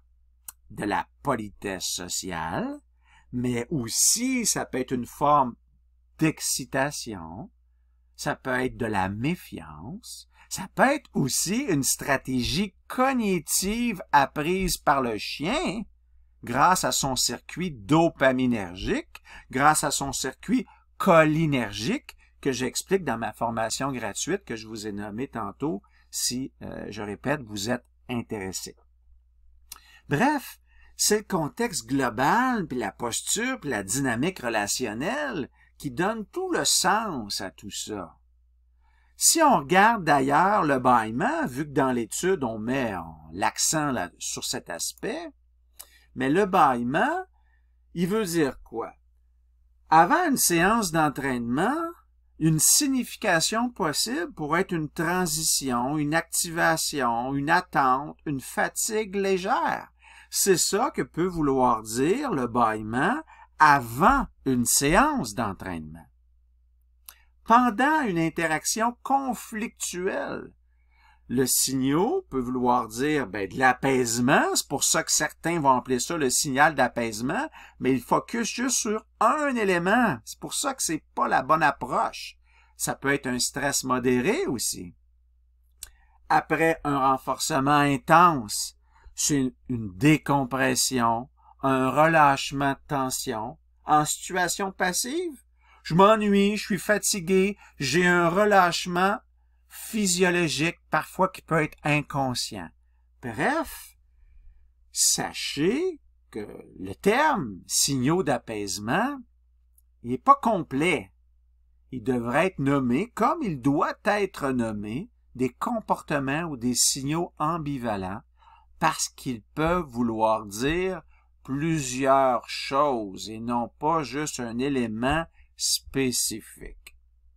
D'ailleurs, si on va dans l'étude, au niveau que le groupe A a finalement eu des bâillements supérieurs, mais on pourrait dire, quand ils bâillent ces chiens-là, avant, pendant la consigne, après la correction, quelle était la posture globale du chien? Ont-ils montré une amélioration comportementale malgré les bâillements? Puis la réponse est donnée dans l'étude, parce que 92% des propriétaires ont signifié, groupe A, groupe B, groupe C, qu'il y a eu une amélioration. Donc, le cortisol salivaire n'a montré d'ailleurs aucune différence significative entre les groupes. Et ça, c'est dit dans l'étude. Donc ça, c'est une donnée physiologique. Le bâillement, bon, c'est un comportement ambivalent. On mesure le cortisol salivaire qui est une donnée physiologique et on constate que le groupe A, le groupe B, le groupe C a aucune différence significative. Fait qu'il n'y a pas de marqueur également de stress chronique, hein, je vous ai parlé tantôt de ça, là, ni d'altération physiologique ou relationnelle qui a été rapportée dans l'étude. On a mis des vidéos, là, on a filmé tout. Donc, on n'a pas rapporté ces éléments-là. Alors, en fait, le bâillement, ce que je veux que vous reteniez, vu que je parle de ça parce qu'on en parle passablement dans l'étude, là, c'est un signal qui est non spécifique. Et c'est pour ça qu'on les nomme ambivalents. Alors, le fait que le chien que les chiens, je devrais dire, du groupe A bâillent davantage, peut en fait signaler, par exemple, un état d'activation émotionnelle qui est un petit peu plus soutenu, une mobilisation d'efforts d'adaptation, parce qu'il faut que je m'adapte à cet élément-là qui est peut-être nouveau pour moi. En absence là, de détresse physiologique ou de vocalisation excessive, ou même, je devrais dire, de régression comportementale, on peut franchement pas conclure à un mal-être. Alors, dire que les chiens du groupe A bâillaient plus souvent, ben, ce n'est pas une preuve de mal-être. Mais c'était très important ce que je vais dire, là, c'est un regard scientifique, c'est une variation de fréquence d'un comportement ambivalent. Et le comportement ambivalent, il revient plus souvent, mais il peut vouloir dire plusieurs choses, comme une transition, une activation, un signal d'apaisement, une décompression, un relâchement physiologique, etc., etc. Alors, retenez que plus de bâillement ne veut pas forcément dire plus de stress. Comme je vous l'ai mentionné dans mon tableau, là, le bâillement peut donc être plein de choses. Je ne veux pas me répéter, là, mais ça peut être plein de choses. Ce que je peux ajouter à tout ça aussi, c'est que le système, pas le système, mais le signal ambivalent ou les comportements ambivalents sont des choses qui sont très, très connues en passant, en littérature scientifique. Puis, on a encore plusieurs formations qui vont appeler ça là, des signaux d'apaisement. Mais personnellement, je trouve que cette appellation-là de signaux d'apaisement, mais ça reflète franchement pas la complexité réelle des comportements. Dans la vraie science, on devrait parler de comportements ambivalents, ou du moins, si on veut simplifier, de comportements de régulation, de signaux de régulation. Parce que ça peut vouloir refléter des états qui sont très, très différents selon le contexte. Personnellement, moi, je les appelle les signaux de communication conscients ou inconscients. Il y a des automatismes, par exemple, neurobiologiques, le bâillement, la tension musculaire, sont des automatismes neurobiologiques. Puis il y a aussi des stratégies sociales qui peuvent avoir été apprises ou qui ont été intégrées. Exemple, le détournement du regard, j'enseigne ça à certains chiens réactifs et agressifs, approcher en courbe, etc., etc. Alors, j'espère que vous saisissez que l'erreur serait sans aucun doute de croire qu'un bâillement ou un détour de regard, par exemple, signifie systématiquement je suis mal ou je veux calmer l'autre. Ben non, ça veut pas dire ça systématiquement, c'est beaucoup plus complexe que ça. Bref, retenez au moins qu'il ne faut pas toujours chercher une intention derrière chaque comportement. Parfois, c'est une expression émotionnelle qui est spontanée, là. Puis d'autres fois, c'est un ajustement relationnel qui est subtil. Dit autrement, ce que j'ai envie que vous reteniez, parce que je veux pas, là, je suis très passionné, je maîtrise très bien le sujet, ça fait plus de 25 ans que je réfléchis, j'apprends, que je me forme, que je me spécialise sur le fonctionnement du cerveau. J'ai parlé des raisons, je veux pas me répéter, là, dans la formation gratuite que je vous ai parlé précédemment, là, réactivité ou agressivité, quand l'éducation échoue malgré les bonnes intentions. Bref, ce que je veux que vous reteniez, c'est que ces signaux ambivalents, ces comportements ambivalents, sont des indices, mais ne sont surtout pas des verdicts. C'est pas grâce à ça que l'on émet un verdict. Donc, ces gestes-là sont bien plus subtils et surtout multifactoriels que vous le pensiez, là. Mon fameux croisement des bras, là, moi je me croise les bras régulièrement, puis parfois c'est parce que j'ai froid, hein, c'est pas parce que je suis fermé. Parfois c'est parce que c'est une façon de se positionner. Je réfléchis parfois à des articles, à des publications. J'ai les bras croisés, je suis en train de réfléchir. Je suis pas parce que je suis fermé. Eh non, je suis en train d'ouvrir mon cerveau vers de la créativité.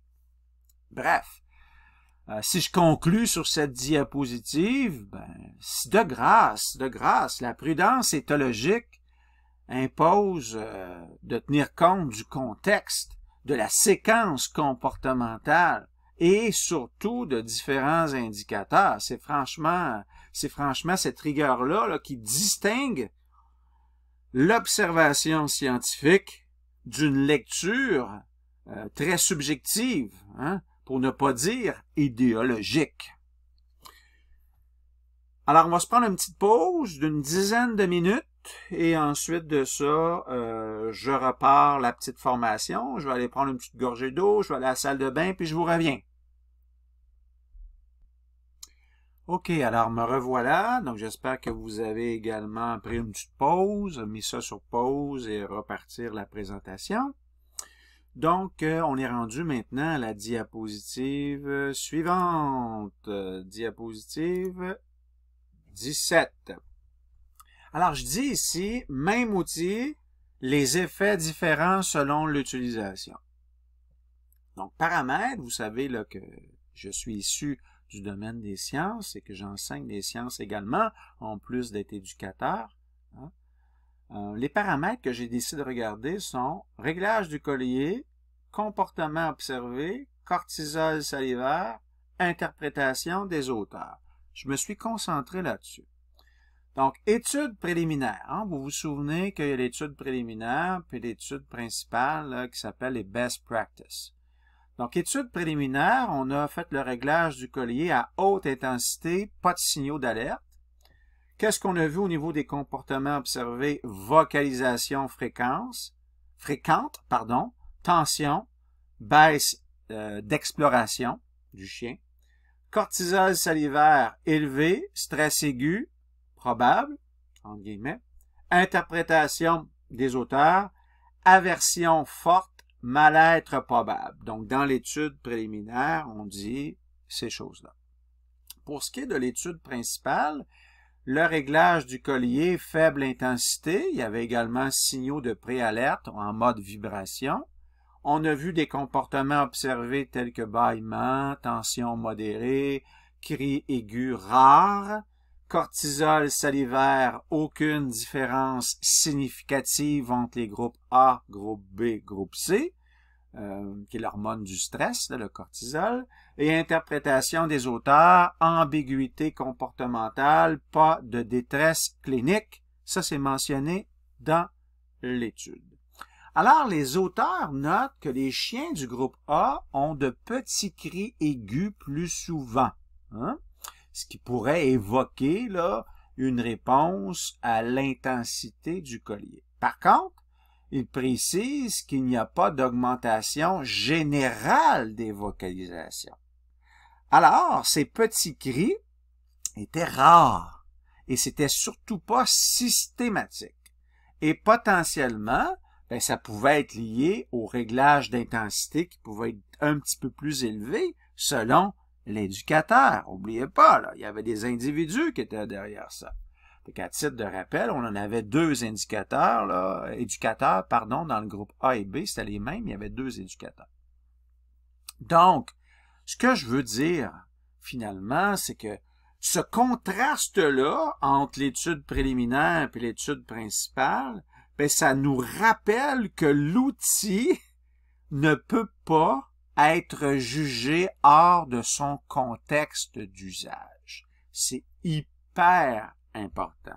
Donc, un outil, c'est la façon dont on l'utilise et l'individu derrière est aussi important que l'outil lui-même. Maintenant, dans l'étude, pour ceux qui liront l'étude, on nous parle de l'ANOVA, entre autres, qui est l'approche statistique qui a été utilisée pour analyser les données. Alors, qu'est-ce qu'une ANOVA? C'est un test statistique qui permet de comparer les moyennes de plusieurs groupes pour savoir si au moins un groupe est significativement différent des autres.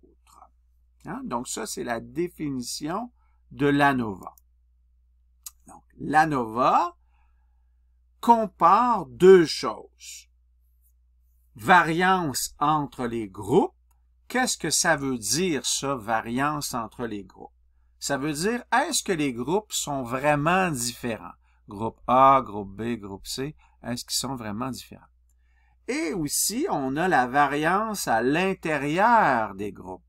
Est-ce que les chiens d'un même groupe se comportent de manière cohérente ou très variable? Hein? C'est ça que l'ANOVA permet de comparer. Donc, je répète, j'enseigne à mes élèves au niveau collégial cette technique-là de l'ANOVA. Fait que l'ANOVA, c'est un peu comme comparer 3 classes d'élèves à un examen, si je veux simplifier les choses. Si une classe a une moyenne plus élevée, on sait qu'elle est différente, mais on ne sait pas pourquoi qu'elle est différente. Est-ce que c'est l'enseignant? Est-ce que c'est le sujet? Est-ce que c'est purement la chance? Est-ce que c'est la composition du groupe? Etc. Alors, en résumé, si la variance entre les groupes est plus grande que la variance à l'intérieur de chaque groupe, on pourrait dire qu'il y a probablement une différence significative. Donc, ce que l'ANOVA va pouvoir dire, c'est qu'il existe une différence statistique quelque part entre les groupes. Ce que la NOVA ne permet pas de dire, c'est quel groupe est différent des autres, pourquoi cette différence existe, et si la différence est cliniquement ou biologiquement importante, et elle ne tient pas compte des facteurs comme l'éducateur, l'histoire du chien, ou les répétitions, le nombre de fois que les choses ont été faites, par exemple. Combien de fois que j'ai appuyé sur le e-caller? Je l'ai fait combien de fois, ça? Est-ce que l'on a la fréquence d'utilisation dans l'étude? Maintenant, l'autre chose que j'aimerais vous introduire, c'est la puissance statistique. Donc, la puissance statistique, c'est la capacité d'une étude à détecter une vraie différence quand elle existe. Autrement dit, plus la puissance va être élevée, plus on a de chances de voir un effet réel, ou du moins de ne pas le manquer. Et si la puissance est faible, on risque de conclure à tort qu'il n'y a pas de différence, même si une différence existe. Fait que ça, la puissance statistique, c'est une notion qui est aussi importante que le test ANOVA là, qui a été utilisé précédemment. Alors, maintenant que je vous ai introduit ces deux choses-là, ANOVA et puissance statistique, là, on va être prêt à passer à l'interprétation critique et scientifique. Pourquoi que c'est important pour l'étude? Premièrement, la taille de l'échantillon, c'est quelque chose qui est hyper important. Plus le N, la taille de l'échantillon, est grand, plus la puissance est forte. La taille de l'effet aussi. Plus l'effet est fort, plus il est visible. Et enfin, la variabilité des données, plus c'est homogène et plus ça va être facile de le détecter. Alors, dans l'étude de Cooper de 2014, la taille de l'échantillon et la grande variabilité des comportements individuels diminuent considérablement la puissance statistique. Fait que ça signifie qu'il aurait pu rater des différences réelles simplement parce que leur test était trop faible pour les voir. La taille de l'échantillon, là, est pas élevée, puis je vais vous en parler, là, inquiétez-vous pas. Mais on avait 63 chiens au total, 21 dans chaque groupe.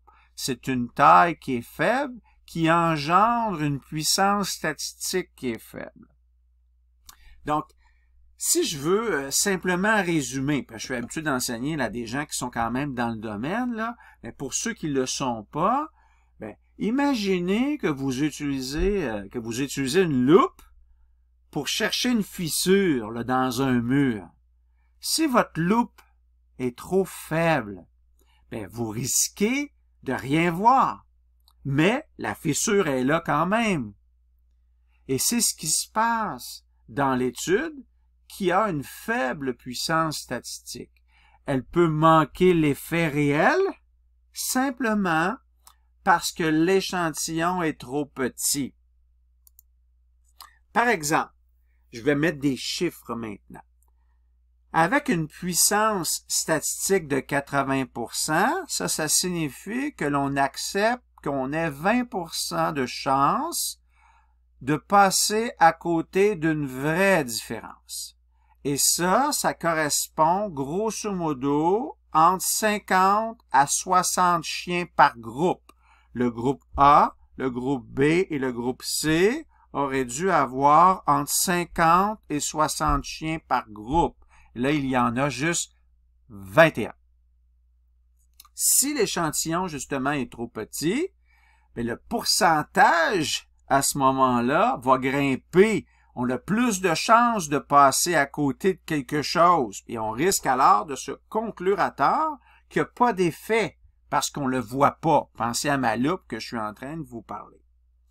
Avec 21 chiens par groupe, comme dans l'étude, j'ai fait faire les calculs statistiques par un logiciel et on trouve que la puissance est estimée entre 45 et 50%. Ça signifie quoi? Ça signifie que j'ai 55% de chance de passer à côté d'une vraie différence. Alors, on s'entend que l'étude n'a pas une très bonne puissance statistique pour conclure hors de tout doute raisonnable, pour dire ça comme ça, que quoi? Que les chiens ont un mal-être potentiellement avec les colliers électroniques. Faiblesse de l'étude. Alors, il n'y a pas de section dans l'article qui parle de puissance statistique attendue. On ne nous en parle pas. On ne nous parle pas de seuil de signification. Je vous parlerai dans quelques minutes c'est quoi ça. La taille d'effet anticipé. Est-ce qu'on veut un effet qui est petit, moyen, grand au niveau de la taille de l'effet anticipé? On ne discute pas de ça. Un justificatif de la taille de l'échantillon. Ils ont choisi 21, mais ils nous le précisent pas tant que ça. Hein, pourquoi ils ont choisi 21?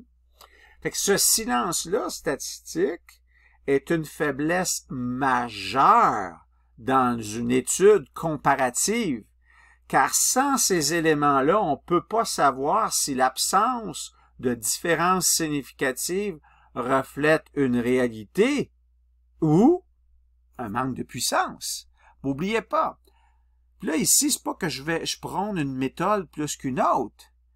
Quand on a dit que le groupe A, le groupe B, le groupe C n'avaient pas de différence significative au niveau du cortisol salivaire, mais vous comprenez que c'est peut-être la faiblesse de l'étude qui conclut à ça.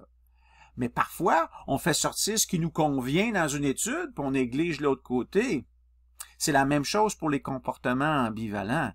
C'est que c'est très, très surprenant que des scientifiques, entre guillemets reconnus, embarquent dans une chose comme celle-ci, dans une étude comme celle-là, en émettant des conclusions qui semblent être assez fermes dans les recommandations finales. Et ça, c'est malheureux, parce qu'on a entrouvert la porte, mais on ne l'a pas ouverte au complet, cette porte-là. Il y avait plein de potentiel dans l'étude, mais on l'a mal exploité. Maintenant, pour ce qui est du seuil de signification, pourquoi je vous dis que c'est une faiblesse? Ben, si, je donne une petite introduction très rapide, là. Bon, le seuil de signification, c'est le niveau de certitude que l'on a, pour dire, là, j'ai trouvé quelque chose. Hein? C'est quoi la certitude avant de dire, j'ai trouvé quelque chose? Par exemple, dans la majorité des études, on met le seuil de signification à 5%. Une très, très grande majorité des études. Fait que ça risque de dire quoi?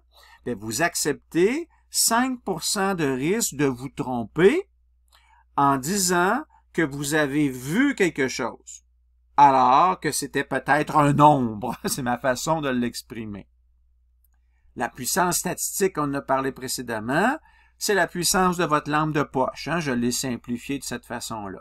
Si elle est faible, ben vous pourriez ne pas voir l'objet, même si elle est là. La fissure est là, mais vous la voyez pas. Si elle est forte, ben vous avez de bonnes chances de la voir si vraiment elle existe, cette différence. Alors,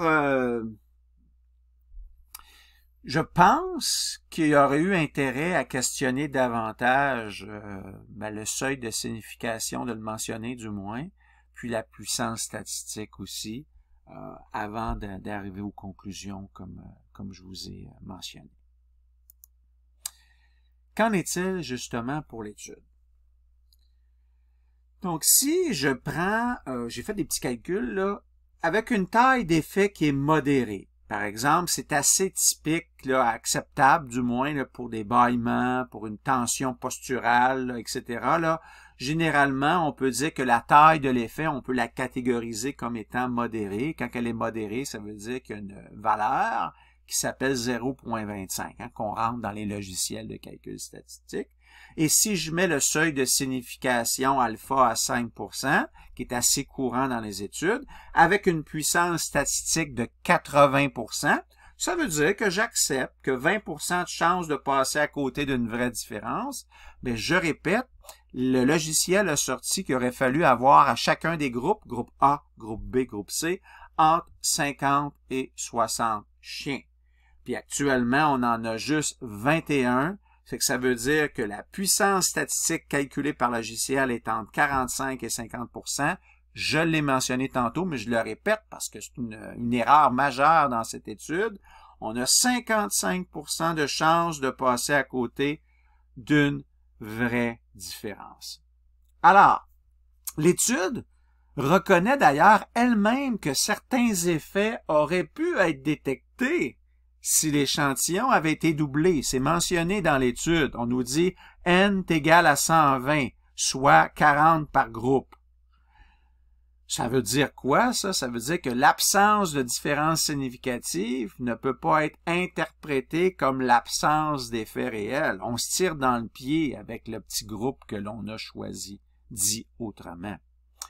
Je dirais alors que cette limitation statistique là, affaiblit considérablement la portée des conclusions qui ont été avancées. Les résultats auraient dû être considérés comme préliminaires. On a ouvert un petit peu la porte, pour dire les choses plus simplement, voire même insuffisant. On voit pas grand-chose dans l'ouverture de la porte pour trancher aussi scientifiquement parlant là, avec des données définitives, comme on nous semble nous dire dans la conclusion de l'abstract. Difficile de conclure à ce moment-là. Il y a une insuffisance, franchement, là, ici dans l'étude. Mais peut-être que c'est difficile aussi pour les auteurs de conclure à cette insuffisance lorsque l'on reçoit un financement du gouvernement. Après coup, c'est peut-être difficile de dire finalement, notre étude, juste pour vous dire qu'on a 55% des chances de passer à côté d'une vraie différence dans quelque chose.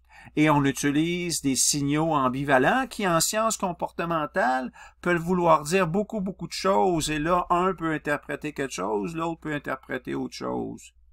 Mais on se base là-dessus et non pas sur des indicateurs physiologiques pour conclure quelque chose. Mais les indicateurs physiologiques, on en a suivi, le cortisol salivaire. Le cortisol est une hormone de stress, mais on n'a pas rien vu entre le A, le B, le C. On n'a pas vu de différence. Mais évidemment, on n'a pas vu de différence parce que notre puissance statistique est tellement faible qu'on a 55% des chances de passer à côté d'une vraie différence. Notre groupe était tellement petit. Et en plus, on a incorporé des facteurs confondants. On a mélangé quoi? Des intervenants. Les intervenants du groupe C ont resté dans le groupe C, puis les intervenants du groupe A et B ont resté dans le groupe A et B, mais on cherche à comparer des méthodes, des outils. Franchement, je peux pas dire que c'est ridicule, parce que là, je serais malhonnête, là, quand même, mais c'est faible. Pour des scientifiques, c'est faible. Bon, je donnerais 75-80% dans un travail qui m'aurait été remis comme ça, là, je lance ça comme ça, hein, pour dire qu'ils auraient eu la note de passage, mais franchement, des gens d'expérience, ça s'attend à quelque chose de supérieur. Alors, si je reste d'un point de vue scientifique maintenant, ce que l'étude montre et ce que l'étude ne montre pas.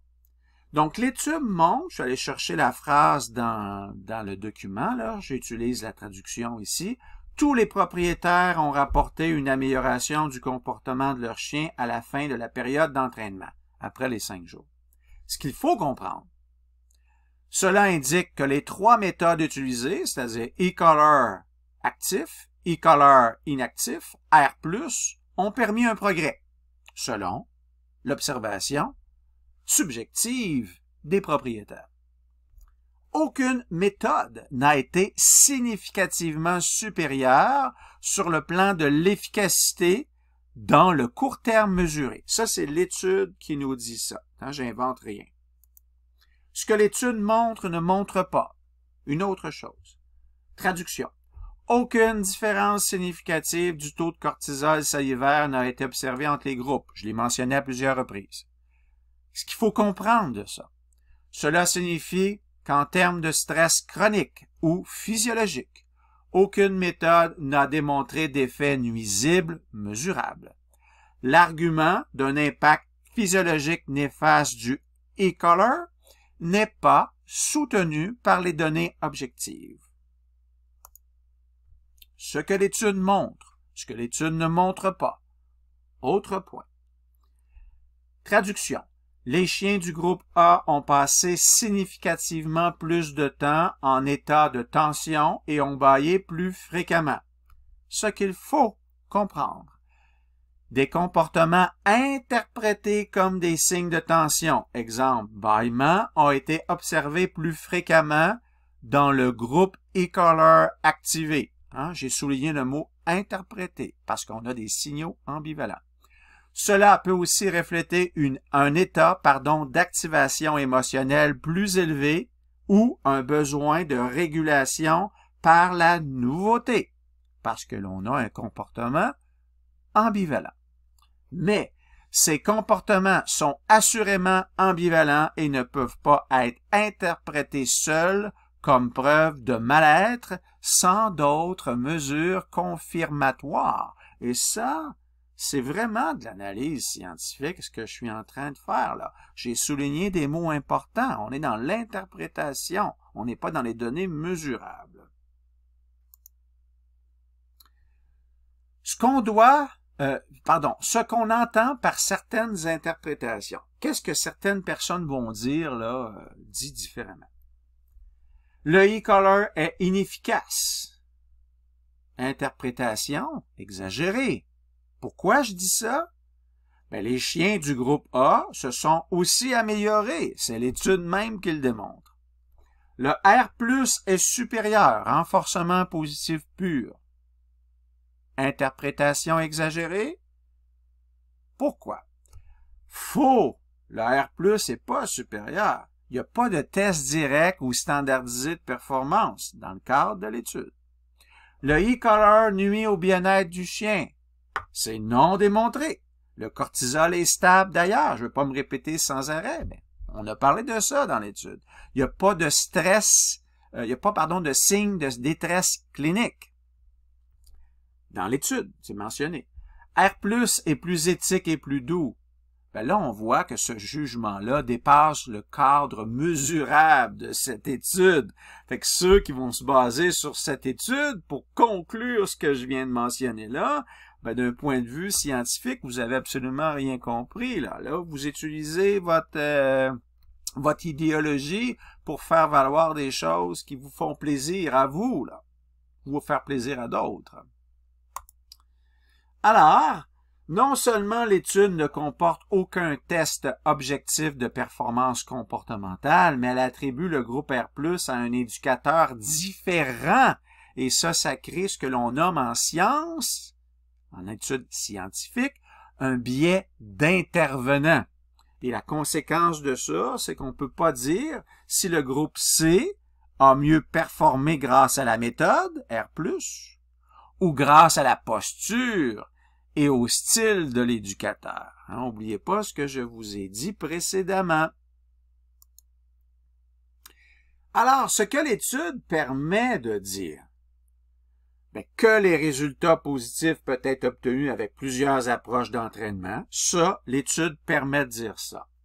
Que le bien-être du chien ne peut pas être réduit à un signal isolé, et que la posture de l'éducateur a une influence majeure sur l'interprétation des résultats. L'étude, quand on sait comment analyser les données, les commentaires, les observations, permet de dire une chose comme celle-là. Ce que l'étude ne permet pas de dire, que le R+ est supérieur, je vous en ai parlé précédemment, que le e-collar est inefficace, je vous en ai parlé précédemment, ou que l'une ou l'autre des méthodes est moralement ou scientifiquement discréditée. Là, ça dépasse complètement le cadre de l'étude. L'étude ne sert pas à ça, mais certains vont vouloir s'en servir pour dire ça, en choisissant une phrase extirpée de l'étude, et pourtant, l'analyse complète de l'étude ne permet pas de dire cette chose-là. J'ai personnellement, avec mon expérience, 3 suggestions à faire en analyse statistique. Soit dit en passant, on m'engage en entreprise pour former sur les analyses statistiques. Donc, l'expérience, là, je l'ai plus de 30 ans à ce sujet. Okay? Premièrement, les intervalles de confiance. Les intervalles de confiance, ça permet de visualiser la marge d'erreur autour des résultats. Sans ces intervalles-là, on ne peut pas savoir si les différences observées sont solides ou juste attribuables à ce que l'on appelle la variabilité naturelle. Quand je me déplace pour aller à quelque part, parfois ça peut me prendre 10 minutes, parfois ça peut me prendre 15 minutes, parfois ça peut me prendre 20 minutes, une autre journée 13 minutes. On appelle ça de la variabilité naturelle. Donc, dans l'étude, il ne suffit pas de dire qu'une différence est significative ou non. Il faut aussi mesurer avec quelle précision cette différence est estimée. Et ça, c'est manquant. C'est ce qui permettrait finalement de faire les intervalles de confiance. Si on calcule les intervalles de confiance, ça va nous permettre de répondre à ça. Ça indique la marge d'erreur autour des résultats. Sans ces marges d'erreur-là, on risque d'interpréter une petite différence comme importante ou de passer à côté d'un effet réel simplement par manque de puissance statistique, comme je vous ai dit tantôt. Fait que ma recommandation est que pour une future étude, on inclut systématiquement les intervalles de confiance, notamment autour des moyennes comportementales et physiologiques. Ça permettrait de visualiser si les résultats sont robustes ou s'ils pourraient varier considérablement, si l'étude était reproduite dans un autre contexte.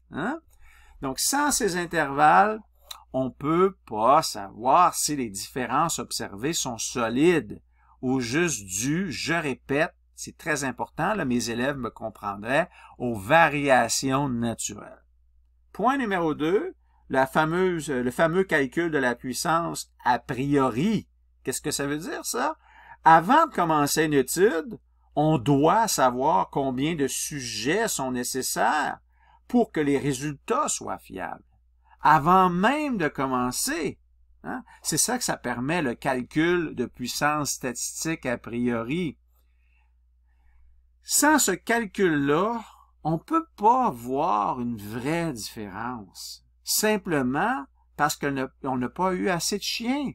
C'est comme chercher un objet avec une lampe de poche qui est trop faible, comme je vous ai dit tantôt. L'objet, là, il est peut-être là, mais on le voit pas.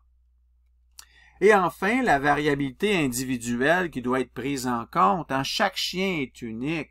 Le tempérament, le niveau d'entraînement, la sensibilité. Si l'analyse statistique ne prend pas cette variabilité-là individuelle en compte, comme dans le cas ci présent, on risque de tirer à des conclusions qui ne reflètent pas la réalité. Un bon modèle statistique devrait intégrer chaque chien comme un individu à part entière. Et dans cette étude, je répète, l'ANOVA traite tous les chiens comme s'ils étaient interchangeables. Et ça, c'est une limite majeure très importante. Dans la section maintenant méthode, les auteurs mentionnent ceci. Traduction naturellement, là. Toutes les données ont été évaluées quant à leur normalité avant l'analyse. Lorsque cela était approprié, des méthodes paramétriques ANOVA ont été utilisées pour évaluer les différences entre les groupes. Nous avons utilisé pour l'analyse les valeurs moyennes par chien sur l'ensemble des séances. Ce qui a été fait, une moyenne globale sur 5 jours. Ce qui n'a pas été fait, l'analyse jour par jour. Ce qui a été fait, l'ANOVA simple entre les groupes. Ce qui n'a pas été fait, un modèle longitudinal, ça veut dire dans le temps. Hein? Résultats globaux par chien, ce qui a été fait, et la trajectoire individuelle dans le temps n'a pas été fait pour chacun des chiens. Donc, l'étude de Cooper et ses collègues a utilisé une approche statistique qui résume chaque chien à une moyenne sur 5 jours, sans suivre l'évolution comportementale au fil du temps. Cette moyenne-là, ça, ce que ça fait, c'est que ça l'aplatit, puis ça l'empêche de voir si un chien s'améliorait progressivement ou s'il stagnait ou régressait selon une méthode. On sait, tout bon éducateur, éducatrice compétent, expert en comportement, sait que tout processus d'apprentissage, c'est justement la trajectoire individuelle qui importe. Chaque chien est différent. Et sur une aussi courte période de 5 jours, ça rend les conclusions franchement très fragiles, car on ne mesure pas une consolidation de l'apprentissage, mais plutôt ce qu'on appelle là, dans le jargon une réaction initiale, une progression, là, mais comment que le chien réagit dans l'immédiat, pour dire ça comme ça. Retour sur la conclusion, justement. Je vous ai donné la copie de l'abstract au complet. Soit dit en passant, l'étude, vous pouvez la trouver sur Internet, là. Elle est gratuite, hein? Vous avez accès libre droit. Fait que je vais lire ce que j'ai encadré en rouge.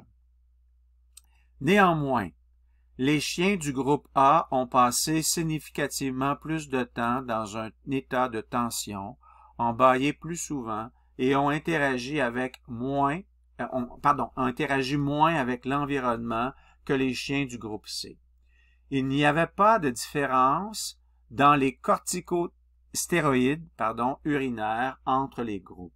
Le cortisol salivaire chez les chiens du groupe A n'était pas significativement différent de celui du groupe B ou C, bien que les chiens du groupe C ont montré des niveaux plus élevés que ceux du groupe B tout au long de l'échantillonnage. Après l'entraînement, 92% des propriétaires ont rapporté une amélioration du comportement problématique de leur chien et aucune différence significative d'efficacité perçue n'a été rapportée entre les groupes. Les propriétaires des chiens entraînés avec des colliers électroniques étaient moins confiants à l'idée d'appliquer la méthode d'entraînement démontrée. Ces résultats suggèrent qu'il n'y a pas de bénéfice constant à tirer de l'entraînement avec collier électronique, mais que des préoccupations accrues en matière de bien-être existent comparativement à l'entraînement basé sur la récompense positive. En somme, les marqueurs biologiques là, ont montré aucune différence significative entre les groupes, hein, A, B, C, le cortisol salivaire là, que j'ai nommé plusieurs fois.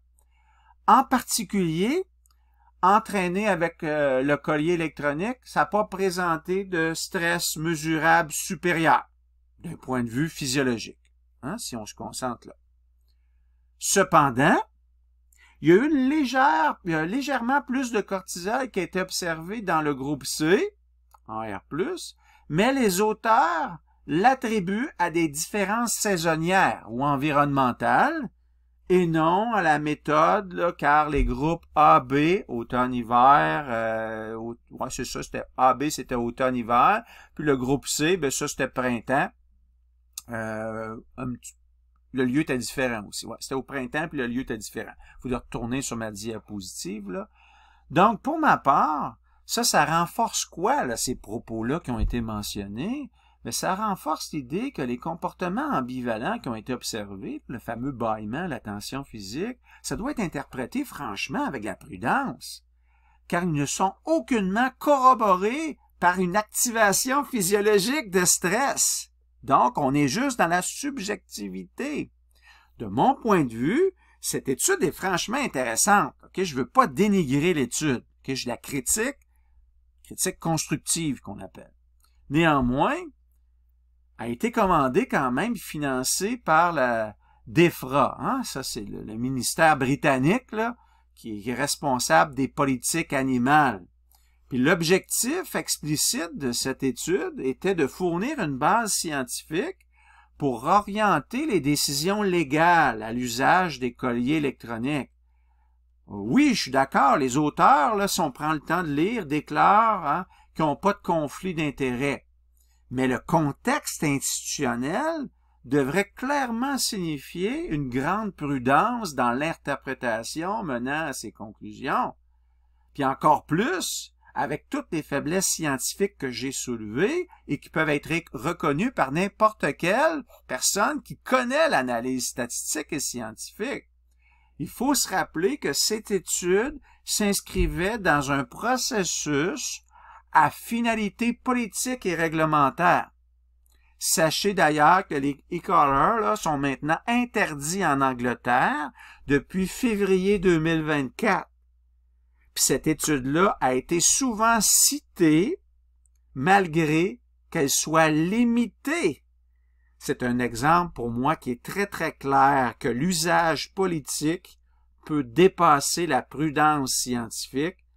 Puis pour moi, ben c'est dangereux tout ça. Hein? C'est très très dangereux. Fait que voilà, alors ça c'est cette portion-là. On va aller maintenant vers est-ce que la conclusion finale est sur des données significatives finalement? Ben, si je traduis, ces résultats suggèrent qu'il n'y a pas de bénéfice constant à tirer de l'entraînement avec collier électronique, mais que des préoccupations accrues en matière de bien-être existent comparativement à l'entraînement basé sur la récompense positive. Hein? C'est les dernières phrases de la conclusion là, que j'ai mentionnées précédemment. Pourtant, je ne veux pas me répéter sans arrêt, mais c'est surprenant là, que des gens disent une chose comme celle-là. 92% des propriétaires, tous groupes confondus, rapportent une amélioration perçue du comportement problématique, qui était le rappel dans ce cas-ci. Aucune différence significative entre les groupes sur l'efficacité perçue. Pas de différence significative de cortisol salivaire ou urinaire. Le groupe C a même des niveaux légèrement plus élevés de cortisol que le groupe B. Même éducateur que le groupe A. Hein? Mais ça, on s'en occupe pas trop. On l'explique plus par le printemps, l'automne, l'hiver. Par contre, les autres, les comportements ambivalents, ça nous dérange pas trop. C'est faible. Franchement, c'est très, très faible par rapport à ce qui est dans l'étude. Les différences significatives que l'on peut observer, les bâillements, ils sont plus nombreux dans le groupe A. Le temps passé en posture tendue, c'est plus élevé dans le groupe A. Le groupe A, là, c'est avec le e-collar qui est activé. La confiance des propriétaires est plus faible chez ceux ayant observé l'entraînement avec collier. Ça, c'est des choses qui sont nommées, qu'on pourrait dire significatives. On va regarder ça ensemble.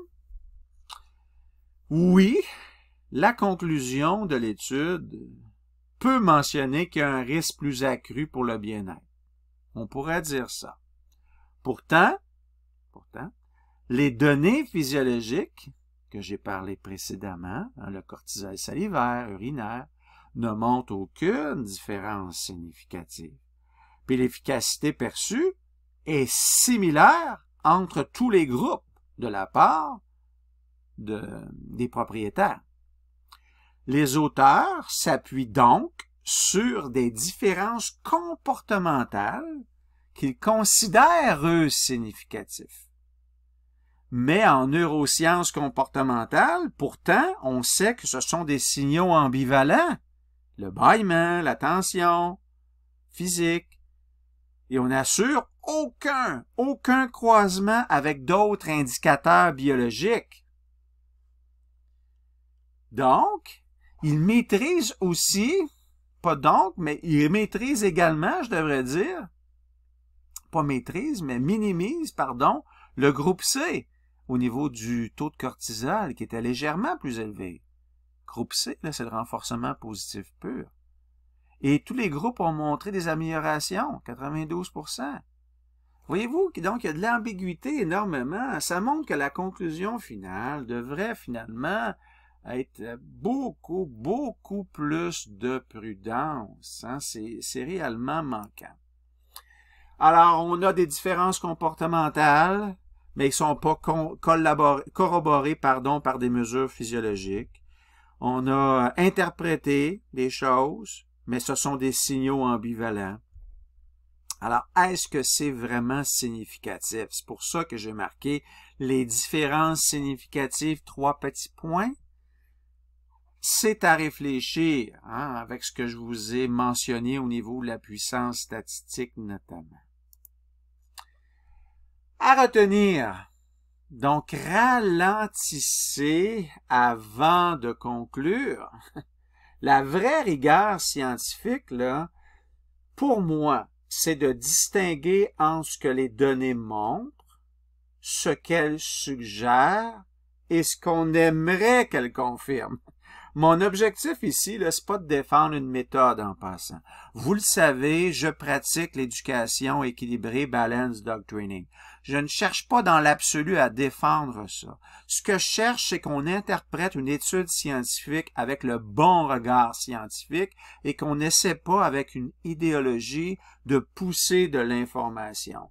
Le plus important, là, c'est qu'il faut défendre les choses avec une lecture qui est honnête, avec une intelligence et en disant, ben, je respecte le chien, je respecte qu'il y a des gens qui pratiquent des choses différemment de moi, mais je vais arrêter de dire que des trucs qui, par exemple, sont meilleurs que d'autres, mais ça démontre pas ça du tout, parce qu'on est dans de l'interprétation, puis dans des faiblesses de seuil de signification, qui est pas juste, qui est pas approprié pour une analyse scientifique.